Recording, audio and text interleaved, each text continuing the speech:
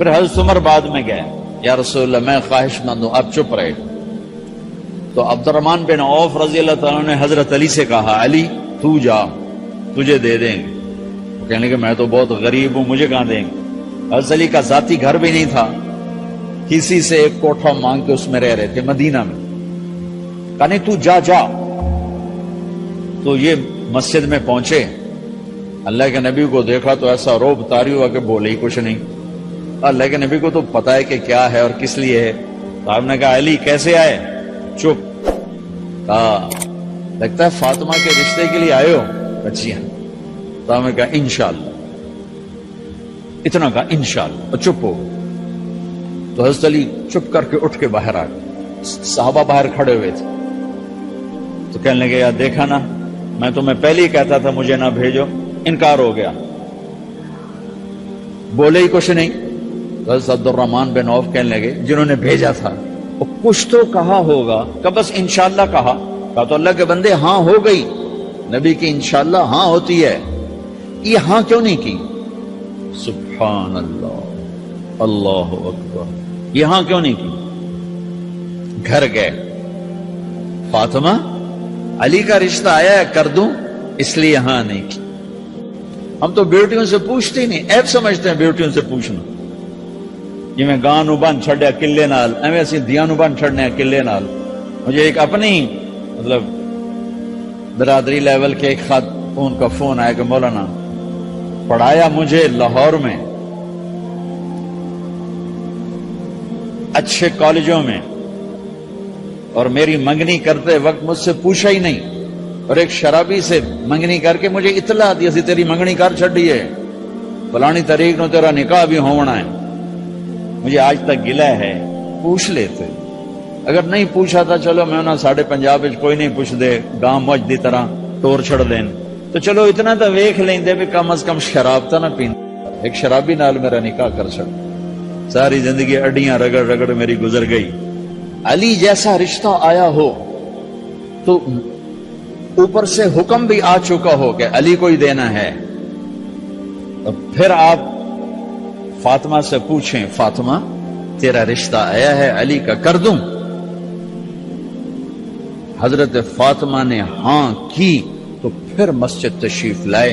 یہ آپ کو معاشرت سکھائی جا رہی کہ بیٹیوں سے بھی پوچھو، زندگی انہوں نے گزارنی ہے، تم نے تو نہیں گزارنی۔ بس میری غیرت دا سوال ہے، میں اتنا ہی کرنا نہیں تھا بیٹھی رہے۔ میری اپنی فیملی میں اتنی عورتیں بوڑھی ہو کے قبروں میں چلی گئیں، بس اتنا ہی کرنا نہیں کرنا تھا بیٹھی رہے، وہ بیٹھی رہ گئیں۔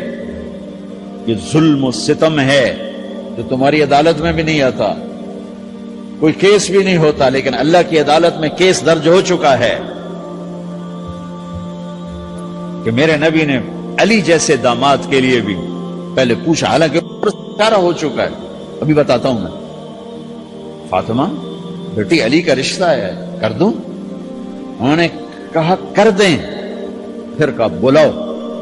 پھر علی آئے، علی جمع کرو لوگوں کو۔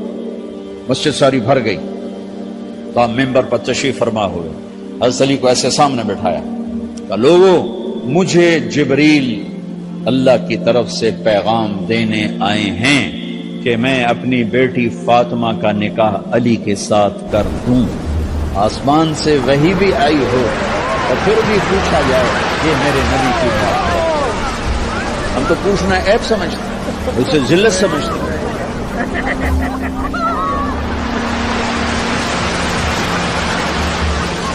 پھر آپ نے اتنا بڑا اہتمام کیا، مسجد نبوی پرانی جو آپ کے زمانے کی بہت بڑا ہال تھا، اس کا بھرا ہوا تھا، آپ نے سب کو شہد کا شربت پلایا، خود نکاح پڑھایا، نکاح کا خطبہ پڑھ کیا، پھر کہا علی میں نے فاطمہ بنت محمد کو 400 درم مہر کے عوض تمہارے نکاح میں دیا، تو نے قبول کیا؟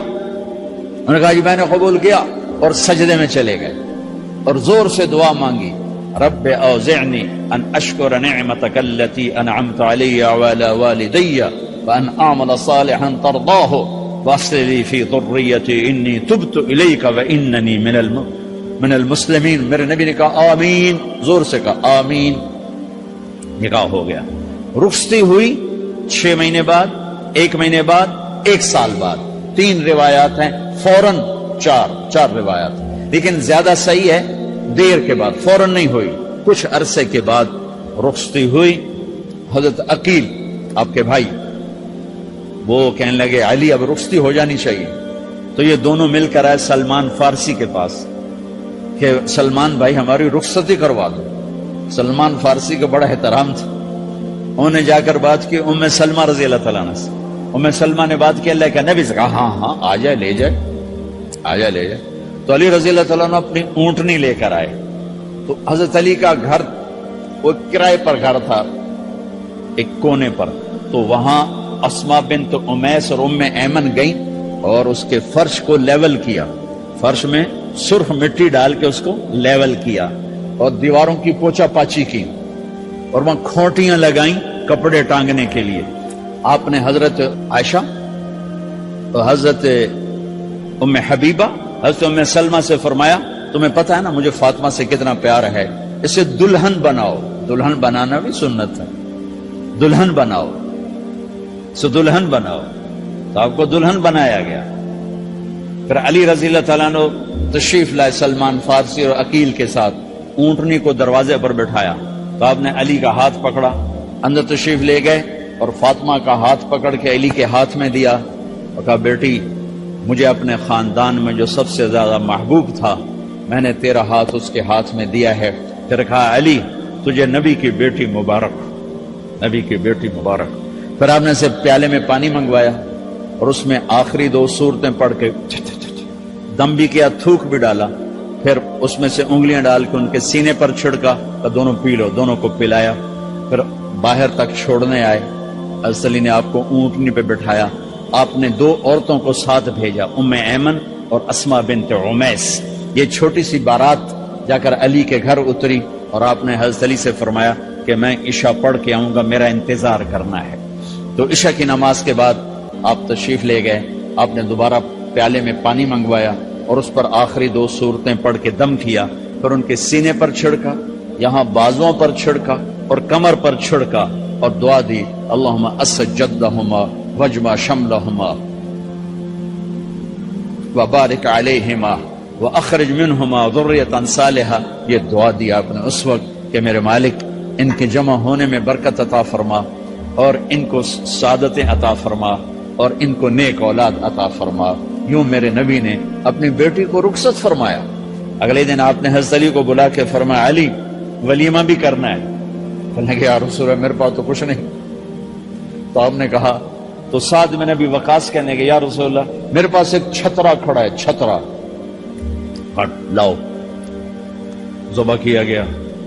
آپ نے اس میں چھوارے ڈلوائے، قورمہ بنوایا، قورمہ، اور اپنی طرف سے حضرت علی کو پیسے دیے کہ جاؤ چھوارے، گھی، شہد خرید کے لاؤ۔ تو علی رضی اللہ تعالیٰ نے 5 درم کے چھوارے خریدے اور 3 درم کا شہد خریدا اور 1 درم کا گھی خریدا، 9 درم تھے ٹوٹل۔ تو آپ نے کافی سارا آ گیا تو چھواروں کی گٹھلیاں نکلوا کے ان کو پسوایا، پھر شہد اور گھی میں ملایا اور ایک سویٹ ڈش تیار کی اور اس کو حضرت علی کے ولیمے میں آپ نے اپنی طرف سے پیش کیا۔ تو اس دن تازہ روٹی جو کی پکائی گئی اور دیگ پر میرے نبی خود بیٹھے کھانا کھلانے، تقسیم کرنے خود بیٹھے۔ اب ایک چھترا ہے، 13-14 کلو گوشت ہے، 15 کلو، تو 50 آدمی کھا لیں گے۔